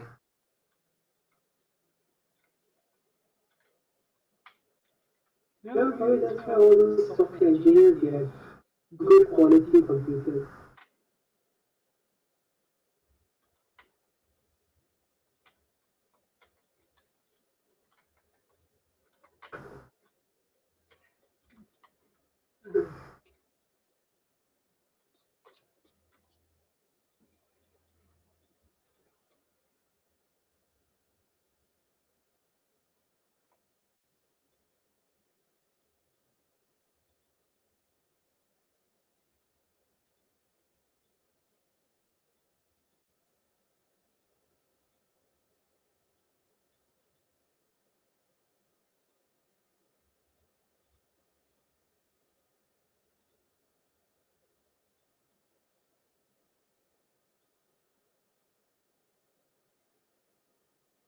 Well, okay, never mind. While that is happening, let's take a look at what's the next thing. Oh wow, this is even going to take me longer. Oh no. Really, if you see here, right? Earlier, remember I ran the time command, right? Yeah. Raptoring a time command. This time command is for me to see how long does one SBU take. Here, one SBU, right? One SBU means is like to build this. This is like to get what do you call that? Baseline of how long this whole compilation process will take. Now, if you look at the next page, the build GCC, okay, it's gonna take 11 times longer than the one you're building now. So if this one takes 10 minutes, 11 times longer means, yeah, you get it right. Mm. Okay, the next one is the API headers. This one's gonna be quite fast, 0.2. So, yeah, I guess in that case, I might just stop the stream once we are done. Once we started the next part, the GNU compiler, because there's no point waiting for 11 times longer than this, and then I'll come back probably the next time to continue with the API headers. Yeah. You see here, let's see. This will take time. You know, take time docking. Well, yeah. And I can finally dock without the Mac drive as well.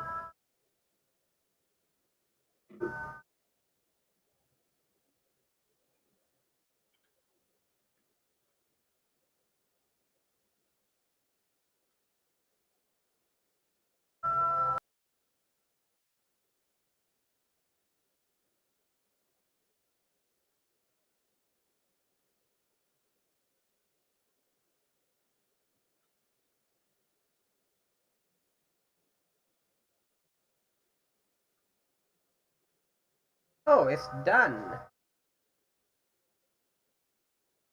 Oh, that was faster than we thought.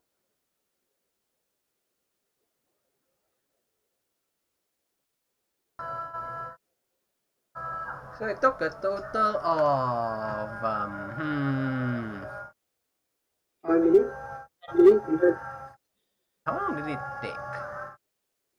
Uh, Actually, how do you read this timer? One second. Let me just double check. Because it's real user and sys. Okay, hold on. Let me just see. How does that calculation actually work? Ah, I got. Nice. Okay, real here it means, okay, real is wall clock time from start to the finish of call. So basically, how long the whole process took in real world time is 10 minutes and 48 seconds. So this whole compilation just now, it took 10 minutes. Okay, user is the amount of CPU time in user mode, means this is how much time that is spent with the CPU. So it's actually like, this is supposed to be for 4 cores lah. So actually it's like how much time, if you're using only one CPU, for example, this is how much time it would actually have took actually. Actually not a very good answer, but well, something to that extent. Then sys is basically the amount of CPU time spent in the kernel within that process. So you add these two up, you should get around 30 minutes. So if you're taking with one CPU, it should probably take you around 30 minutes to do. Yeah.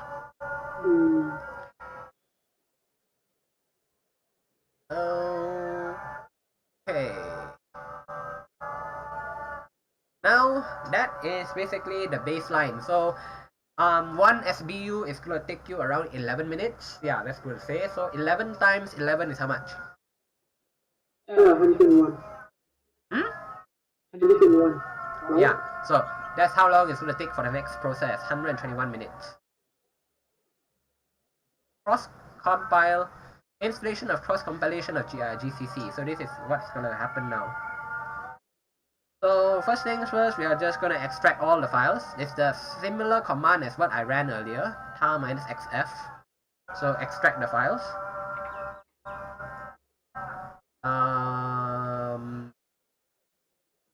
Yeah, ed dot.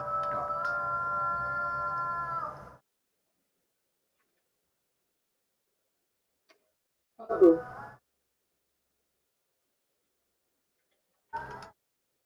Hey, am I supposed to have a build folder here, or should be somewhere else?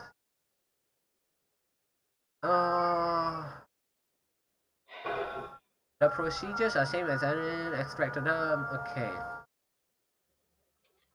Okay. First extract the GCC tarball from the sources directory and then change the directory created. Then only then should you proceed with the instructions below. So basically, I have to create the folder. I have to extract GCC first.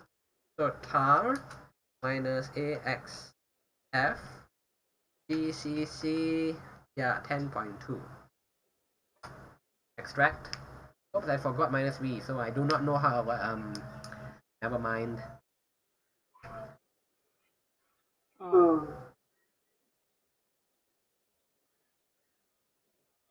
This will take 0.8.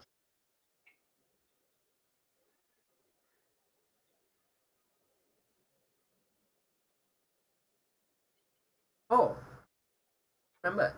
After that is compiled, done ready, I should delete the old folder, since it's already installed into the tools directory.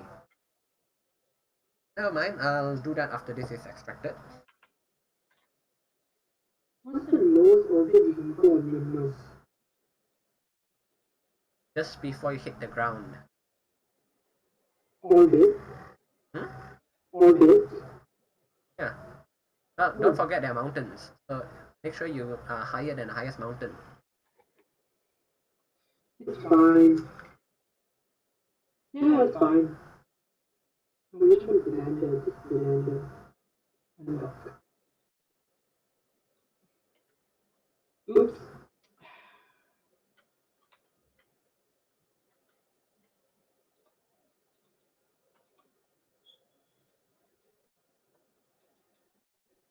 After you extract this, then we're gonna have to run the other commands.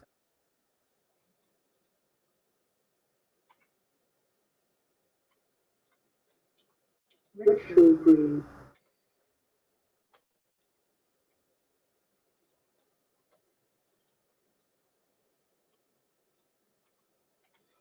Ooh, the engines are good. What? The cryogenic engines are amazing. Okay. Fine. I just outsource. Okay. What is actually happening here? One is talking, and no one knows what is talking. Right. While waiting, let's share this window.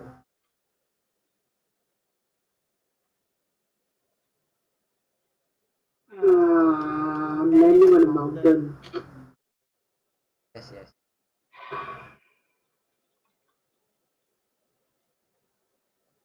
Now you are on YouTube.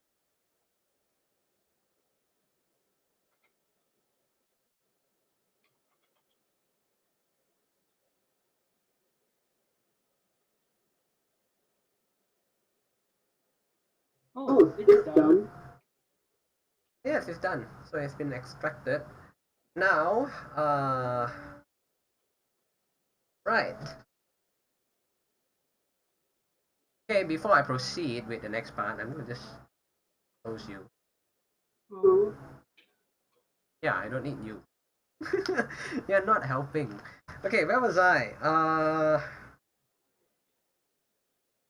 Right, I've extracted it. So before I proceed with the expand, I need to delete the old bin utils folder, because it's just gonna take up space now. I don't need it. I just need to double check whether it's already in tools. So ls / tools. So if you can see here, there is a bin folder inside there that has, yeah, these are basically the bin utils that we have just compiled earlier. They're all here. So once now we make sure that they're there already, what we can do now is just delete the source code of it, not source, yeah, extracted one. rm -r and then we're gonna delete the bin utils.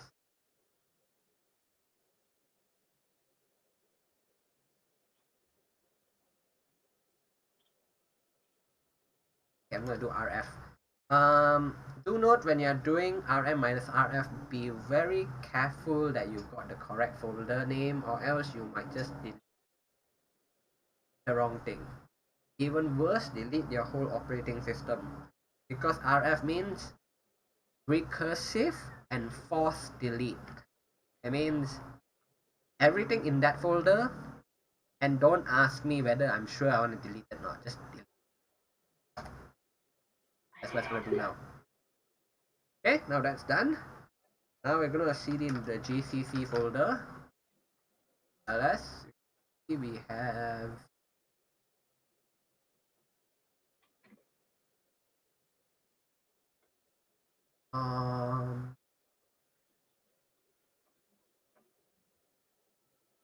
okay. What? CC. Okay, fine. Good job of landing it. Now back here.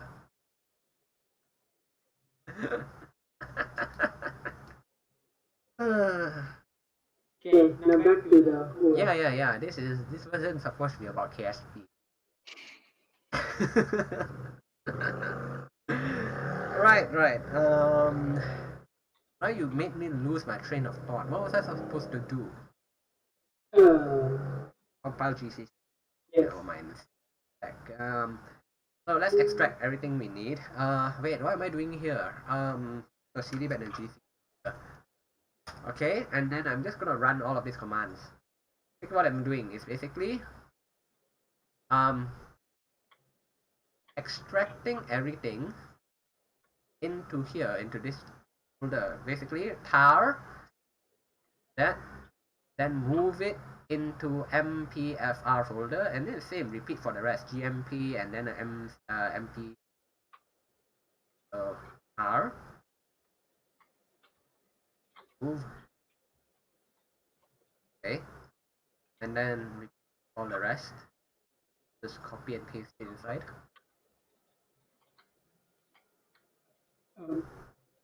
Okay, done. What? Okay, and then now the part below it is only needed if it's 64-bit. Yeah, not, so we're gonna ignore the part. Then create a build folder, and then the same thing as here, cd into it.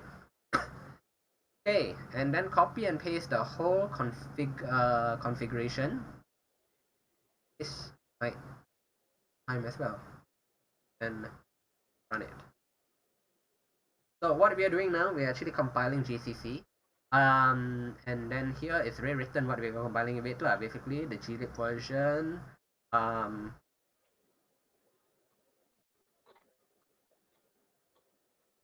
Yeah.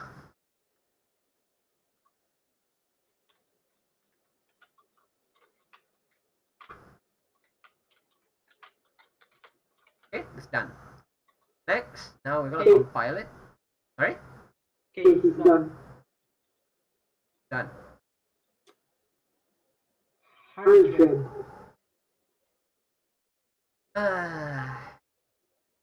Okay, never mind.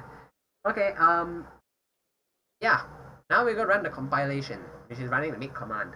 So if you see what actually happens when you're compiling something, it's actually mainly it's just three things. One is you run the configure command, then you run make, and you run make install. What is each of it for? Configure checks if everything is in place, and then creates a configuration file to tell make how to compile the thing. Okay, what needs to be done, what kind of special procedures are needed, everything, etc. That's what configure does.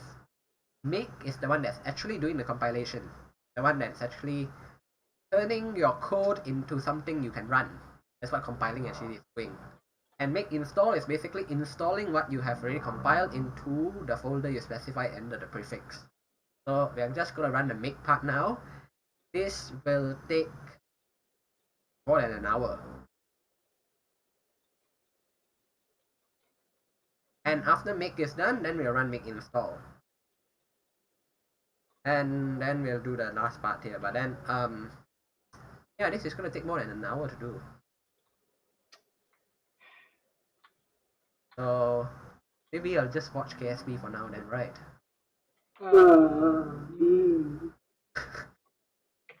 Totally didn't explore the shit. My talking code is gone in the other one. What do you do? I tried to run this thing using HyperEdit. It didn't end well. HyperEdit again. When are you gonna actually land things just? No, No, I landed. no, I mean when you go fly things When I to tried the. to take off to get into the orbit, that didn't happen well. That didn't go well. So now I'm gonna try to make a maneuver known all the way back.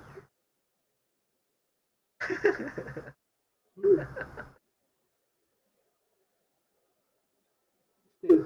Oh, Caribbean escape.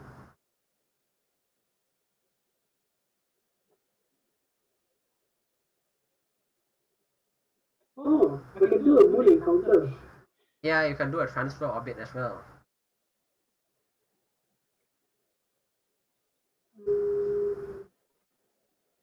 You can do a transfer orbit, but want to do a transfer orbit. No, actually, no. Actually, for this one, you can just go direct. What are you trying to do now, actually? You can go back. You'll land back and come in or what now, actually? Yeah, land back. Oh, I didn't put parachutes. As usual. Well, that's normal. So, you know what you can do now? Instead of landing using parachutes, you can land using. Do you have enough? Do you have enough fuel?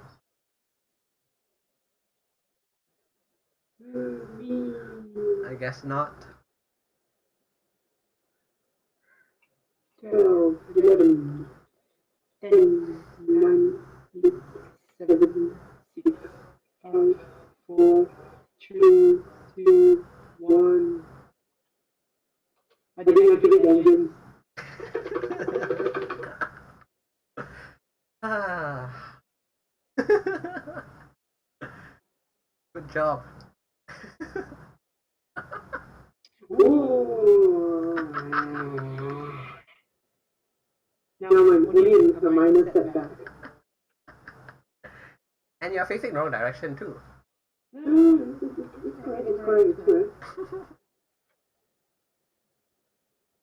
See? I will be back to Earth in no time.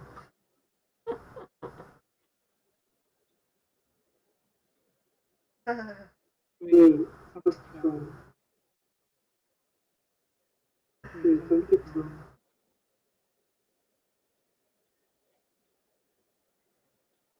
Are you sure the trajectory is correct? I don't understand what's going on. It looks like you're going to fly by. You are going to fly by, and then you're going to overshoot. No, I'm not. No, I'm not.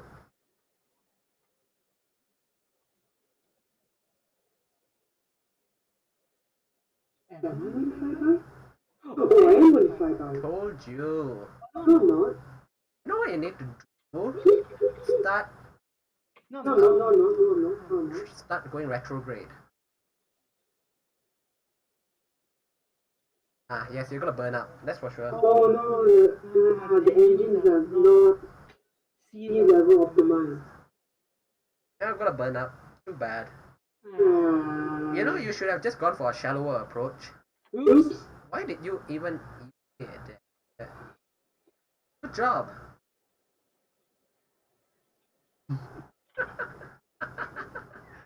Don't worry, we still have parachutes on the man itself. And that is if you can survive this.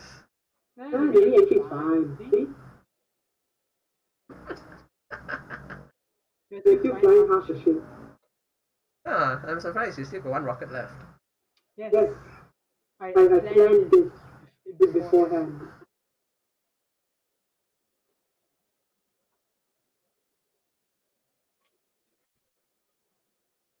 Everything's fine. Oh, I didn't put. Oh, no, I need the guy with the experiment. I didn't sacrifice a man. So you're gonna, yeah, that.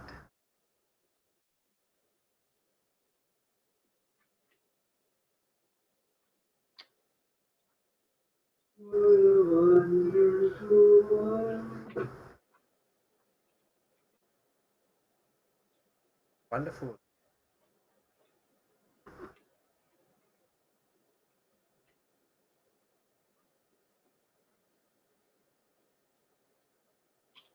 Ooh, the delete over there. Just go there.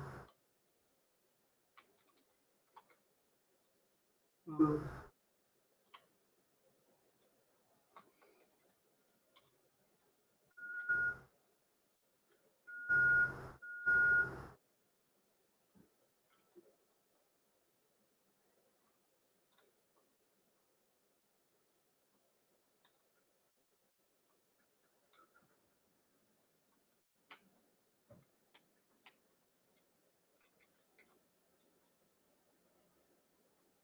touchdown.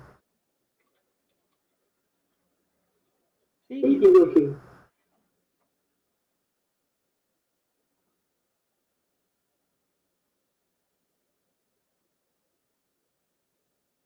He's fine. Hmm. Indeed, he is. He's just a bit. Ah, there you go. Counter vessel. This is the vessel. Yes.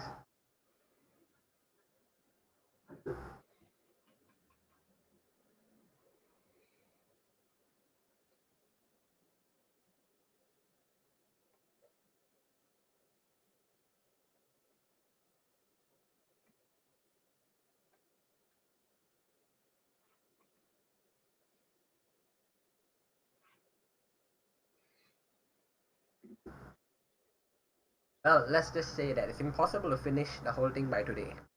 Mm-hmm. Please return the whole room to my relay station. Yeah, all done with hyperedit, isn't it? One of it is not. Or one of it is not. One of it is not. Now, tell me when you have done all of this manually, not with hyperedit, then I will. You're free to do 1, 2, 3, 4, 5, 6, 7, 8, 9. 9 orbits manually. Yeah, Each with a 10-degree inclination. yeah, people have done it on Reddit. I don't think I can do a manual 10-degree inclination. Wait, then What's this Boeing 747 shuttle carrier plane? where? Yeah, yeah. Oh, it landed. Oh, I think I know what it is.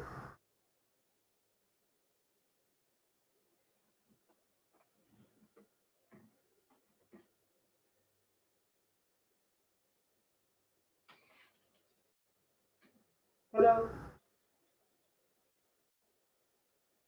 Recover.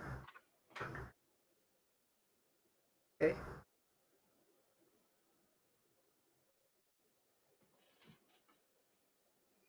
How hot is your Raspberry Pi now, Oh, how hot? I expect it to be quite. CPUs. Oh, the CPUs. You can feel it from a mile away. Yeah, I expected that because you are compiling it. You're actually using the CPU to full, anyways.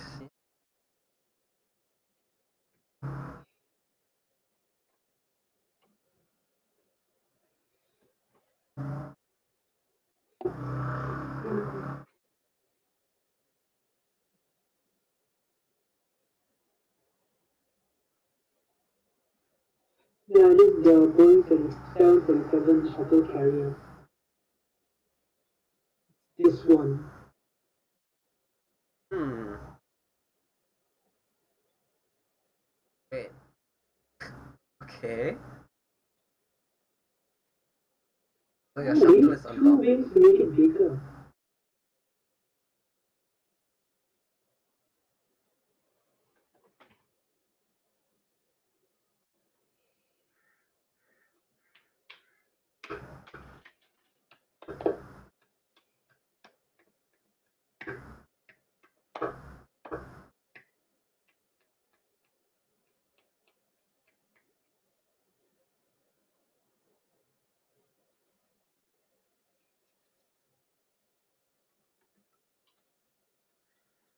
You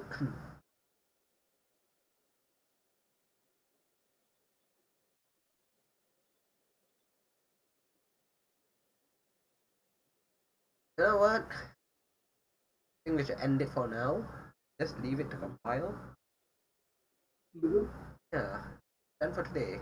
So let's continue the next chapter, or not next chapter, the next page. Nice. Because I'm waiting for an hour now.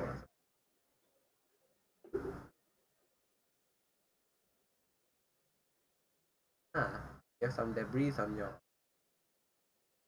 No, I don't know what that is. Oh, it's going quite fast now. Where do you even download this design from? Steam. Steam Workshop.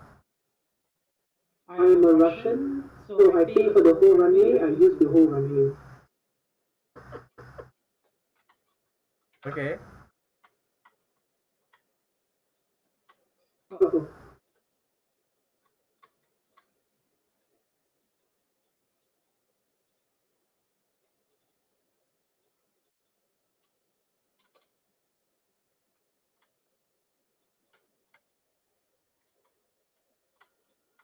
How many engines does it have?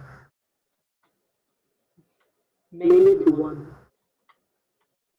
Okay.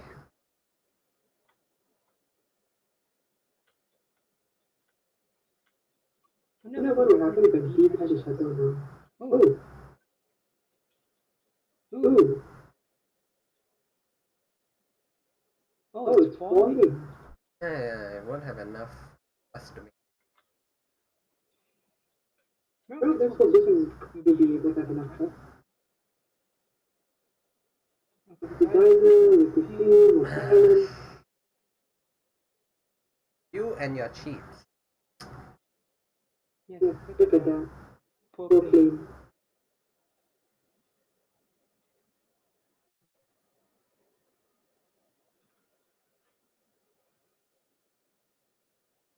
Was the live stream ended yet? No, actually. Oh no.